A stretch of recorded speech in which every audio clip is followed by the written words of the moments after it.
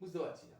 হঠাৎ ঠাকুর শ্রী রামকৃষ্ণের কথামৃত সেটা পড়তে পড়তে দেখলাম যে এই উদাহরণটা, সেখানে বলছে নৌকা তো জলে থাকে, কিন্তু নৌকায় যদি জল থাকে তাহলে নৌকা ডুবে যাবে। তাই আমি তখন ভাবলাম যে এই আমার যে যে না বোঝাটা, এর এইরকম এই পারফেক্ট উদাহরণ ছাড়া এর থেকে বড় উদাহরণ আর কিছু নেই।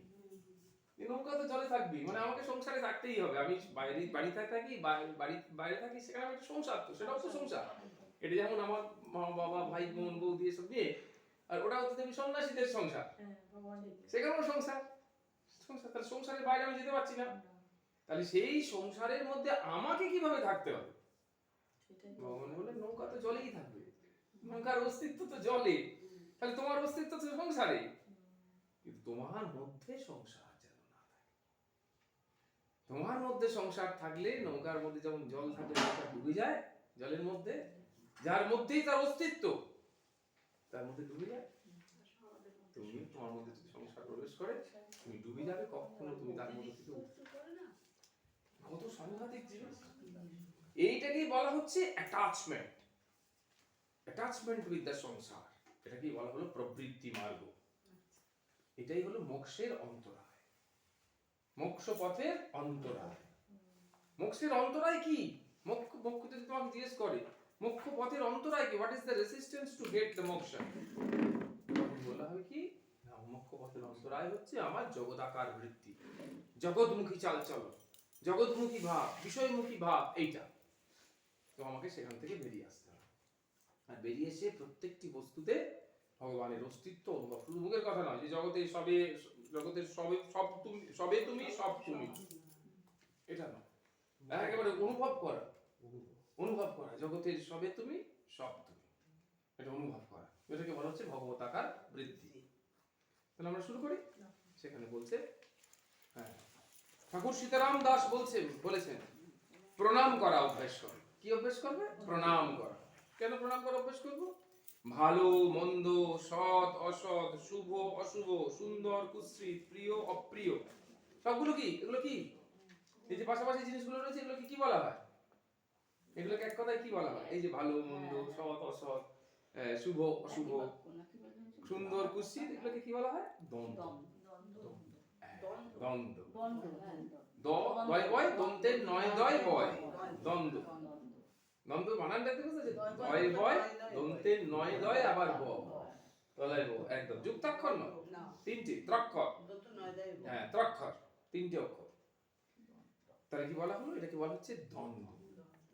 তাহলে এই দ্বন্দ্বের মধ্যে থাকবে না বাইরে থাকবে? বাইরে থাকবে। হ্যাঁ, দ্বন্দ্বাতীত, দ্বন্দ্বাতীত বিমৎসর, দ্বন্দ্বের অতীত হতে হবে। দ্বন্দ্বের অধীন থাকলে তুমি ভগবানকে পাবে না, ভগবত বোধ অনুভূতি হবে না, হ্যাঁ, ভগবত প্রাপ্তি হবে না। তাহলে আমাকে যে কোনো প্রকারে কি করতে হবে? দ্বন্দ্বের অতীত হতে হবে, বেরিয়ে যেতে হবে। তাহলে এগুলো সব যা যা আলোচনা করলাম সেগুলো কি? সব দ্বন্দ্ব। ভালো মন্দ, সৎ অসৎ, শুভ অশুভ, সুন্দর কুৎসিত, প্রিয় অপ্রিয়, এগুলো সব দ্বন্দ্ব।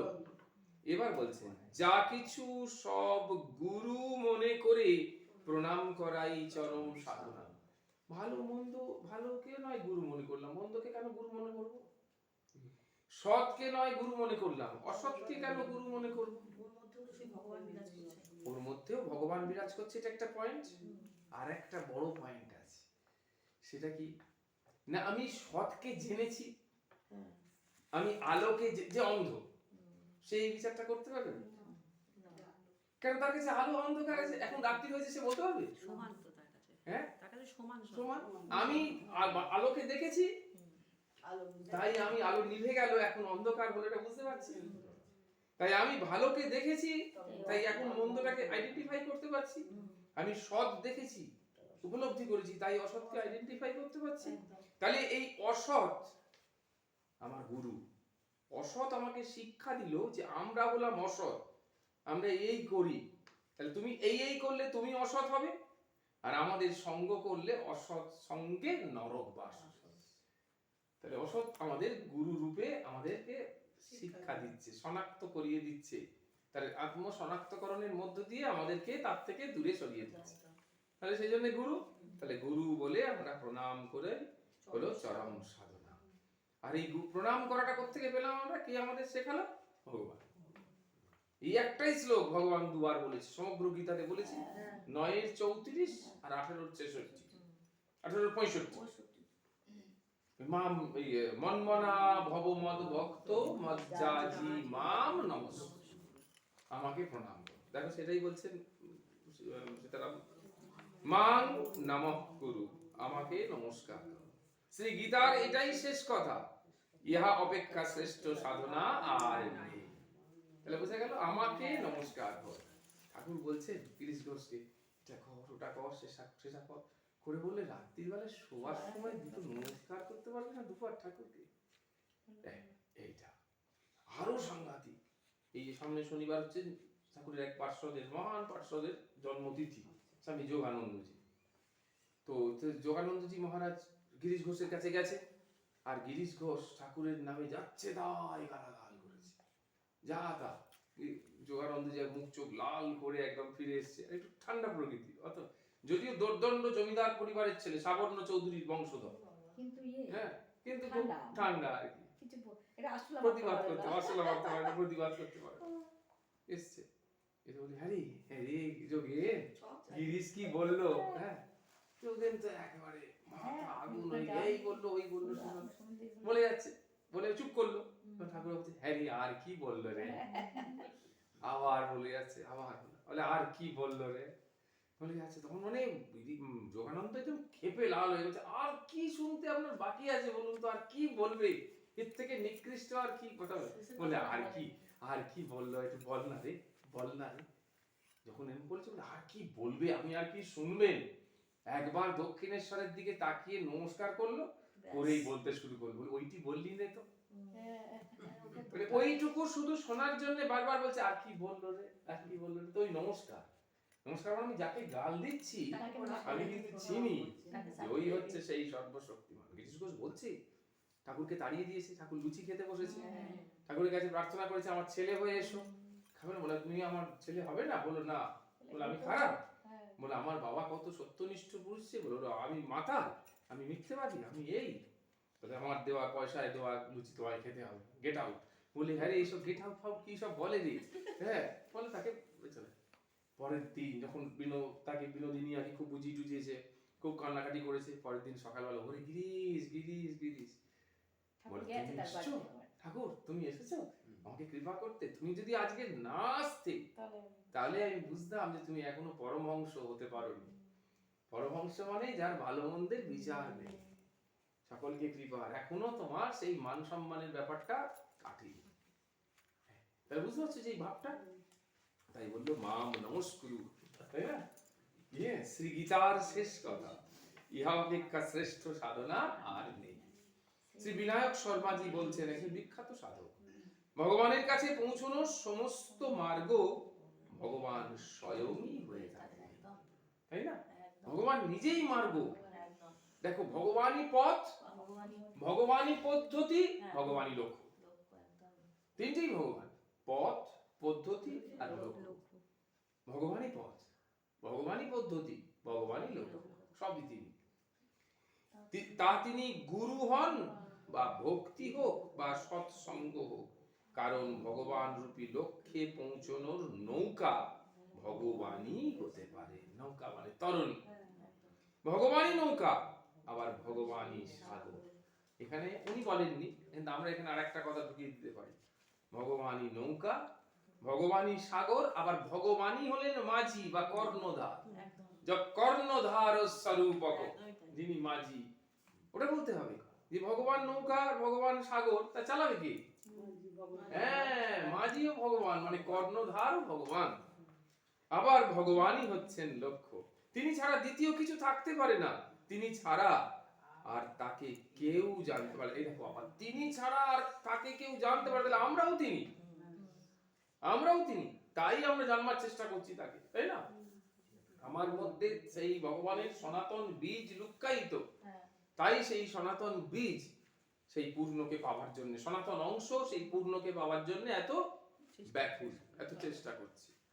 তাই বলছি তিনি ছাড়া দ্বিতীয় কিছু থাকতে পারে না, তিনি ছাড়া আর তাকে কেউ জানতেই পারে না। যদি আপনি ভক্তি করেন, ভক্তি নারায়ণ। যদি আপনি কেউ ভক্ত হন, ভক্তই নারায়ণ। যদি আপনি গুরুর সান্নিধ্যে থাকেন, তাহলে গুরুই নারায়ণ, মানে গুরু নারায়ণই। গুরু নারায়ণ ছাড়া আর কিছু নয়। যার বর্তমান জীবনে সদ্গুরু প্রাপ্তি হয়ে যায়, কৃপা প্রাপ্তি হয়ে যায়, বুঝতে হবে ভগবানের কৃপা তার উপর হয়েছে, ভগবান তাকে চাইছেন, তাকে ডাকছেন, তাই গুরু লাভ হয়েছে। এটা কত সাংঘাতিক জিনিস। মানে আমরা যে কি কৃপায় যে তার চরণাশ্রিত হতে পেরেছি, সদ্গুরুর আশ্রয়। মানে যখন বসে বসে কোনো সময় ভাবি, তখন কুল কিনারা খুঁজে পাই না। এই সমস্ত সদ্গুরু তারা চরণে আশ্রয় দিয়েছেন, কৃপা করে মন্ত্র প্রদান করেছেন, আশ্রয় দিয়েছেন, পথ পদ্ধতি লক্ষ্য সব স্থির করে দিয়েছেন। এটা ভগবানের কৃপা ছাড়া সম্ভব হয় না। আমাদের সাধনার দ্বারা, আমার প্রারব্ধের দ্বারা এগুলো সম্ভব নয়। তাই এই কথাটা বলছে। দেখো কি বলছে, বলছে যে কৃপা প্রাপ্তি হয়ে যায়, বুঝতে হবে ভগবানের কৃপা তার উপর হয়েছে, ভগবান তাকে চাইছে, যে তারা আমার পাদপদ্মে আসুক, চাইছে, তাকে ডাকছেন, তাই গুরু লাভ হয়েছে। গুরুকে পাওয়া মানে, গুরুকে পাওয়া মানে ভগবানের কাছে যাওয়ার এন্ট্রি পাস। গুরুকে পাওয়া মানে হচ্ছে ভগবানের কাছে যাওয়ার এন্ট্রি পাস, মানে ভগবানের কাছে পৌঁছলো, আমরা পাস পেলাম, এবার এন্ট্রিতে পাবো। গুরুকে পাওয়া মানে এই বিষয়টা নিশ্চিত যে ভগবান চাইছেন সেই আত্মার সঙ্গে মিলিত হতে, সেই আত্মার সাথে, মানে আমাদের যত যে আত্মা, সেই আত্মার সাথে, মানে পরমাত্মা চাইছে জীবাত্মার সাথে মিলিত হতে, ও বিভু চৈতন্য চাইছে অনু চৈতন্যের সাথে মিলিত হবে। বাহ, কি সুন্দর। ভক্তি, ভক্ত, ভগবান আর গুরু, কটা তত্ত্ব হলো? এই চারটে তত্ত্ব কিন্তু অভিন্ন। ভক্তি, ভক্ত, ভগবান আর গুরু, এই চার আলাদা আলাদা নাম, কিন্তু এক পরব্রহ্মেরই, আলাদা কিছু নেই, কোনোটা আলাদা নেই। সুতরাং নিশ্চিত এই যে ভগবান এবং গুরুতে কোনো ভেদ নেই, গুরু ও ভগবান একই, গুরু আর ভগবান একই। এই জন্য বৃন্দাবন দাস ঠাকুর একটা কবিতায় লিখছেন, কি বলছেন, জীবেরও নিস্তার লাগি নন্দ সুত হরি, ভুবনে প্রকাশন গুরু রূপ ধরি। বৃন্দাবন দাস ঠাকুর তিনি লিখছেন এই কথাটা। তাহলে জীবের নিস্তার লাগি, জীবে যাতে উদ্ধার হয় তার জন্য, তাহলে গুরু আর ভগবান হচ্ছেন একই। স্বামী অবধেশানন্দ গিরি, ইনি একজন খুব মানে বড় সাধক, মানে বাণী প্রায় পাওয়াই যায় না, খুব দুর্লভ কালেকশন এটা। কৃপা সাধনের দ্বারা প্রাপ্ত হওয়া যায় না। আমরা যতই চেষ্টা করি না কেন, সাধনা, প্রার্থনা, জপ, ধ্যান, পূজা, অর্চনা, দণ্ডিকাঠা, কৃচ্ছ সাধন, এর দ্বারা কৃপা পাওয়া যায় না। বুঝতে পারছি এই লাইনটা? বোঝা গেল? কৃপা সাধনের দ্বারা প্রাপ্ত হওয়া যায় না, পরমাত্মার প্রাপ্তিও সাধনের দ্বারা হয় না। ভগবান সাধন সাধ্য নন, তিনি কৃপা সাধ্য। ভগবান অনুগ্রহ সাধ্য, তার অনুগ্রহ কিভাবে হবে, তার কৃপা কিভাবে হবে? তাহলে বোঝা যাচ্ছে, ক্রিয়া সাধ্য নয়, কৃপা সাধ্য, সাধন সাধ্য নয়, কৃপা সাধ্য। যদি সাধন করে আমরা সাধন করতে হবে, কিন্তু সাধন করলেই যে তিনি মানে তাকে পাবো এমন নয়, তিনি যদি কৃপা করেন তাহলে আমাদের কৃপা সাধ্য। তাহলে আমাকে বুঝতে হবে, তাহলে আমাকে জানতে হবে, তাহলে কৃপা কি, কৃপা কি করে পাওয়া যাবে, তাই না? জানতে হবে। বলছে যদি শ্রদ্ধা আর বিশ্বাসের সঙ্গে জীবন যাপন করা যায়, ধীরে ধীরে পাত্রতা বা আধারের বিকাশ হতে থাকে। পাত্রতা মানে হৃদয়, হৃদয় আধার, এটাই পাত্র। আমাদের শরীরে পাত্র কোথায় থাকে? হৃদয়। অনাহত চক্রটাই হচ্ছে পাত্র, হৃদয়টা। হৃদয় পাত্রে এই যে যা কিছু আজকে শুনছি, যেখানে যাচ্ছি, যা শুনছি, সেটা কোথায় ধরে আনছি? হৃদয় পাত্রে ভরে নিয়ে চলে আসছি। হৃদয় পাত্রটা যদি মলিন থাকে, হৃদয় পাত্রটা যদি অপরিষ্কার থাকে, তাহলে কিন্তু ভগবত কথা ধারণা হবে না। এই তাই কি বললো, যে ধীরে ধীরে পাত্রতা বা আধারের বিকাশ হতে থাকে। এই শ্রদ্ধা এবং বিশ্বাস আসে বিদ্যা থেকে। তাহলে তো পড়াশোনা শিখিনি আমরা, তাহলে কি হবে? বলে এই বিদ্যা সেই বিদ্যা নয়। বিদ্যা মানে ব্রহ্ম বিদ্যা, শ্রী বিদ্যা, যার দ্বারা তাকে জানা যায়, যার দ্বারা তাকে উপলব্ধি করা যায়। শ্রদ্ধার ফলে গুরু প্রসন্ন হলে ব্রহ্মবিদ্যা বা আত্মবিদ্যা দান করবেন, আর সেই বিদ্যা যখন দান হলো, তখন সেই বিদ্যা আমাদের কি দেবে? গুরু তো আমাদের বিদ্যা দিলেন, আর বিদ্যা যেটা আমরা পেলাম সেই বিদ্যা আমাদের কি দেবে? বললো বিদ্যা দদাতি বিনয়ম। বিদ্যা থেকে বিনয় আসবে, বিদ্যা থেকে পাত্রতা বা যোগ্যতা আসবে, আর যোগ্যতা থেকে সব আসবে। আধার প্রস্তুত হলে কৃপা আপনি। আধারটাই হচ্ছে সব। আধার যদি আধার যদি না ভালো থাকে, না না আধার যদি ভালো, আধার যদি ঠিক থাকে তাহলে একদম কোনো চিন্তা নেই। যত আধার শুদ্ধ হবে, যত আধার বৃহৎ হবে, তত ধারণা করতে পারবে, তত আস্বাদনটা ভালো হবে। নাহলে শোনার কথা শোনার মতো, বলার কথা বলার মতো, সব থেকেই যাবে, আনন্দ রস আস্বাদনটা হবে না। ভগবত কথা শ্রবণের বস্তু নয়, ভগবত কথা বলবার বস্তু নয়, ভগবত কথা পানের বস্তু। পান, পান করা, হ্যাঁ পান করা, বুঝতে পারছো? এই পানীয় বস্তু আত্মিকৃত হয়। জল খাই বলেই আমাদের খাবারগুলো হজম হয়। দুটো কারণে, একটা হচ্ছে জল আর একটা হচ্ছে অক্সিজেন, দুপাশে থাকে। যদি 4 ভাগ যদি হয় তাহলে 2 ভাগ খাদ্য খেতে হয়, 1 ভাগ জল আর 1 ভাগ বায়ু অক্সিজেন। তাহলে এই 4 ভাগের পর তবে খাদ্যটা পরিপাক হয়, নাহলে পরিপাক হচ্ছে না। তাহলে এই জলটা মানে হচ্ছে রস, আস্বাদনীয় রস।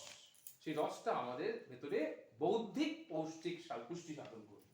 বৌদ্ধিক, এটা শারীরিক পুষ্টি নয়, বৌদ্ধিক পুষ্টি, আধ্যাত্মিক পুষ্টি সাধন করবে। হ্যাঁ, এটাকে বলছি spiritual nutrition.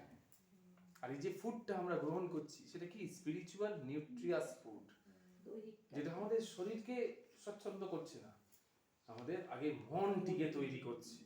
Spiritual nutritious food, সেটা আগে আমাদের ভেতরে শরীর মনটাকে তৈরি করছে, সূক্ষ্ম চেতনাকে তৈরি করছে। সেই সূক্ষ্ম চেতনা যত ভালো হচ্ছে, তত আমরা ভালো ভাবগুলো, আমাদের ভিতরে নেগেটিভ ভাবগুলো তত ডিসঅ্যাপিয়ার করছে, চলে যাচ্ছে। আর তত আমরা ভালো ভাব, আমাদের হিংসা যদি চলে যায়, পরশ্রীকান্তরতা চলে যায়, তাই না? খারাপ কথা বলার অভ্যেস চলে যায়, খারাপ কথা শোনার অভ্যেস চলে যায়, খারাপ খাদ্যের প্রতি আকর্ষণ চলে যায়, লোভ লালসা কামনা বাসনা যদি চলে যায়, তাহলে আমার শরীরটা কেমন হবে? ফিট হয়ে যাবে অটোমেটিক্যালি। এই ঠাকুর তাহলে বলছে আধার প্রস্তুত হলেই কৃপা আপনি আসবে। ঠাকুর সীতারাম দাস বলছেন, শ্রী গুরুদেবের কৃপা হলে ক্রমে সমস্ত জাগতিক বন্ধন ছিন্ন হয়ে যায় ও অনন্য অনুভূতি লাভ করে। এই অনন্য অনুভূতিটাই হচ্ছে সব থেকে বড় কথা। কালকে একটা ভাগবত, এক জায়গায় ভাগবত পাঠ ছিল বিকেল বেলা 4টে থেকে 6টা, মানে একদম আসনে গিয়ে বসার সঙ্গে সঙ্গেই অনুভূতি, একদম সঙ্গে সঙ্গে অনুভূতি, মানে একদম যতক্ষণ 6টা পর্যন্ত করা হলো একদম অনুভূতি নিরবিচ্ছিন্ন, কোনো সময় কোনো ব্রেক হয়নি, ভেতরে কোনো ব্রেক হয়নি। যেটা যেরকম চাই আর কি আমি, যে ভেতরের ভাতটা যেন সবসময় থাকে সেরকম। তাই বলছি যে শ্রী গুরুদেবের কৃপা হলে ক্রমে জাগতিক বন্ধন ছিন্ন হয়ে যায় আর অনন্য অনুভূতি লাভ করে। গুরু গুরু করতে করতে জগৎ গুরুময় হয়ে যায়। গুরুর থেকে অসাধারণ কেউ নেই, গুরুর থেকে অতিশয় কেউ নেই, গুরুর থেকে উত্তম কেউ নেই। সমস্ত কিন্তু গুরু মন্ত্রে আছে, গুরু স্তোত্রে আছে, গুরু পরতরং নাস্তি। গুরুর থেকে শ্রেষ্ঠ, পরতরং মানে শ্রেষ্ঠ, আর কেউ নেই, এইরকম। তাহলে গুরুর থেকে বলবান কেউ নেই। এখানে বলবান মানে শারীরিক বলবান নয়। দেখা যাবে যে এক গুরু দীক্ষা দিচ্ছে, সেই গুরু এগুলো রোগা ফটকা এরকম বলে, ওই আমার গুরুদেব রোগা, তোমার গুরুদেব স্বাস্থ্যবান বলে, এখানে এই বলবান নয়, আধ্যাত্মিক বলা আছে, আধ্যাত্মিক বলবান। এই আধ্যাত্মিক বলবান মানে তার এমন শক্তি। শ্রীরামকৃষ্ণ স্বামীজিকে কি বলছেন?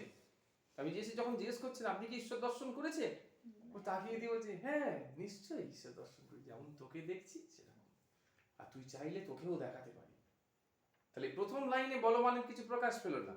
ঈশ্বর দর্শন করেছে, আমাকে যদি জিজ্ঞেস করে বলে হ্যাঁ করেছি, আমি করেছি কি না করেছি সে আর কি, আমি করেছি বললেই হলো, লোক বিশ্বাস করে নিল যে আমি করেছি। কিন্তু বললো কি আমি তুই চাইলে তোকেও দেখাতে পারি, এইটাতে বলবান, এটাতেই গুরুর শক্তি, এটাতেই গুরুর শক্তি। আমি দেখেছি, এটাতে আমার কোনো শক্তি প্রকাশ পেল না, কারণ আমি দেখেছি কি না দেখেছি সেটা কি এসে গেল, কিভাবে দেখেছি, স্বপ্নেও দেখতে পারি। আমি তুই চাইলে if you want, if you wish, then I can show you, আমি তোমাকে দেখাতে পারি। তাহলে আমি তোমাকে দেখাতে পারি মানে ঈশ্বরকে প্রকটিত করে সেই ঈশ্বরকে একজন সাধনাহীন ব্যক্তিকেও দেখিয়ে দেওয়া, এটাই হচ্ছে গুরুর শক্তি, গুরুর বল। তাই বলছে যে গুরুর থেকে বলবান কেউ নাই। আমার শাস্ত্র থেকে, আমার উপদেশ থেকে, আমার আজ্ঞা থেকে, আমার পালন থেকে অবগত হবে। অর্থাৎ আমি যেমন গুরুর সর্বশ্রেষ্ঠত্ব জেনে তার নির্দেশ পালন মানে ধ্যান করি, সেই রকম ধ্যান করি।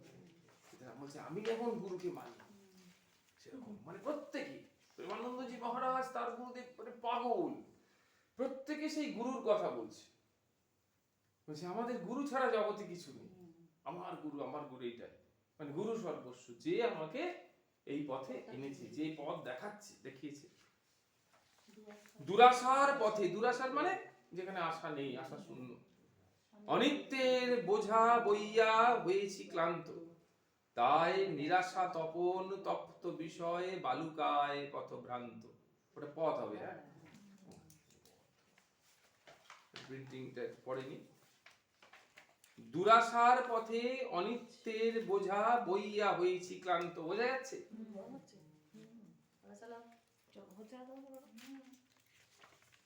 বলছে দুরাশার পথে, যেখানে আশা নেই, কোনো আশার কোনো জায়গা নেই, সেখানে কি অনিত্যের বোঝা, এই যে অনিত্য সংসার, সেই অনিত্য সংসারের বোঝা বয়ে ক্লান্ত হয়েছে। তাই আবার নিরাশা তপন, যেখানে আশা নেই, সেই নিরাশা তপন, তপন মানে সূর্য, সেটা তপ্ত বিষয়ে বালুকায় পথভ্রান্ত, সেখানে বালুকা তপ্ত হয়েছে, সেটা আমার পথকে কি করেছে? ভ্রান্ত করে দিয়েছে, ভুল পথে চলছি। আমি নয়নেতে হেরি ধান্ত, ধান্ত মানে হ্যাঁ ধান্তারি, সূর্যকে বলা হয়। হ্যাঁ, আমি নয়নেতে হেরি ধান্ত, ধয় ভয় আকার দন্তের নয়, তয় ধান্ত মানে অন্ধকার, white darkness, intense darkness. ID বলে তোমার আইডি নাম্বারটা কত বলো, ঠিক আছে? এখানে আইডি মানে কি? ইন্টেন্স ডার্কনেস, একেবারে ঘন অন্ধকার, সেই ঘন অন্ধকার হচ্ছে দান্ত। আমি নয়নেতে হেরি দান্ত, তুমি করো হে আমারে শান্ত। মঙ্গলময় মঙ্গল হেতু কুটির করেছ জীর্ণ, তোমারই করুণা কণিকার ছটা হইবে শত বিকীর্ণ। হবে শান্তি আশিস হবে পূর্ণ, কেউ না রহিবে ক্ষুণ্ণ। সুন্দর কথা, প্রত্যেকটা কথা কি সুন্দর, বোঝা যাচ্ছে কোন জায়গাটা আটকাচ্ছে না তো? মঙ্গলময় মঙ্গল হেতু কুটির করেছো জীর্ণ, কুটির মানে এই দেহ কুটির, এটা প্রারব্ধের ফল ভোগ করিয়ে নিয়েছো তাই জীর্ণ হয়েছে। তোমারই করুণা কণিকার ছটা হইবে শত বিকীর্ণ, কিন্তু এই দেহ অবলম্বনে তোমার করুণা, তোমার কৃপা, তোমার বল শত ভাবে বিকট বিকীর্ণ হচ্ছে। এইরকম হবে শান্তি আশিস হবে পূর্ণ, কেউ না রহিবে ক্ষুণ্ণ। মানে বলছি তো আমার সেই সব দিনের কথা মনে পড়ছে। একটা জায়গাতে ভাগবত পাঠ করতে গেছি, বলেছি বোধহয় এখানে। ভাগবত পাঠটা আমার ছিল 4টে থেকে 7টা পর্যন্ত, সন্ধ্যে 7টা, আর 7টা থেকে একটা কীর্তন উঠবে, 7টা থেকে 10টা, আর 10টার পর আরেকটা, 10:30টা থেকে আরেকটা কীর্তন, সে সারা রাত্রি করবে কীর্তন, লীলা কীর্তন পরিবেশিত। সুতরাং একদম 4টের সময় কীর্তন, এই ভাগবত পাঠ শুরু হয়েছে। একদম মানে খুব সিদ্ধাসন, বসা মাত্রই সঙ্গে সঙ্গে ভাব এসে গেছে, আর ভাব একদম ভাবে মগ্ন হয়ে করছি। এবার হঠাৎ করে একটু ভাবটা একটু নড়ে উঠেছে, নড়তে আমি চোখটা খুলে একটুখানি জাস্ট ঘড়িটা তখন দেখছি, মানে মোবাইল একটু ঘড়ি, সেখানে দেখছি তখন বাজে 6:45, মানে 7টা বাজতে 15 মিনিট বাকি, এবার 7টায় শেষ করতে হবে। তখন আমি প্রভু তাহলে সেই রকম মতো শেষ করে না, কীর্তনিয়া আসবে, ওরা বলেছে প্রভু আপনি সময় মতো করবেন, তাহলে আমরা কীর্তনিয়াকে তুলে দেবো। এইরকম মনে মনে শুধু ভাবছি যেরকম, সেই সময় পাশে একজন এসে কানে কানে বলছেন, যখনই এসছে কানে কানে তখনই আমি ভাবছি যে তার মানে বলবে যে আপনি মোটামুটি 2 মিনিট 15 মধ্যে শেষ করুন।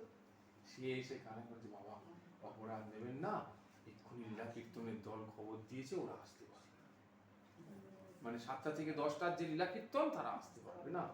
আপনি যদি আপনার মানে আপনাকে বলতে পারছি না কি করে বলবো, বাবা আপনি যদি কৃপা করে অন্তত আর 2 ঘন্টা যদি টেনে দিতে পারেন, তাহলে আমি আগের লীলা কীর্তনকে একটু বলেছি, ওরা চলে আসছে, ওরা তাহলে আর বিশ্রাম বেশি নেবে না, এসে খাওয়া দাওয়া করে একটু আগে উঠে পড়বে। তাহলে এখন 7টা, তাহলে আপনি যদি 9টা 9:30 পর্যন্ত করেন, ওদের তো 10:30টায় ওঠার কথা, ওরা 9:30টায় উঠে পড়বে। তাহলে সেই প্রভুর যা ইচ্ছে। তো সেই 4টেতে শুরু হয়েছে, 9:30টায় শেষ হলো। তাহলে সেটা কতক্ষণ? 5.5 ঘন্টা। 5.5 ঘন্টা নিরন্তর ভাগবত পাঠ চলছে। তাহলে একদম কোনো তাতে কোনো ছেদ পড়েনি, কোনো কিচ্ছু নেই, একদম ভাবের কোনো হানি হয়নি, কিছুই হয়নি। তাহলে এই জায়গাটাতে তোমরা বুঝতে পারছো না? এই জায়গাটাতে যে তোমারই করুণা কণিকার ছটা হইবে শত বিকীর্ণ, এই লাইনটা পড়ে আমার ওই কাহিনীটা মনে পড়লো। যে জীর্ণ শরীর হতে পারে, শারীরিক অবসাদ থাকতে পারে, জ্ঞান কম থাকতে পারে, কিন্তু তোমার করুণা যখন প্রকাশিত হবার ব্যাপার থাকবে, তখন সেটা শত ধারে বিকীর্ণ। একদম ঠাকুর বলছে যে বাগবাদিনীর কাছ থেকে যদি একটা কিরণ আসে, তাহলে যারা সামনে বসে থাকে সেই পণ্ডিতরা সব কেঁচো হয়ে যায়। একদম একদম সেই রকম।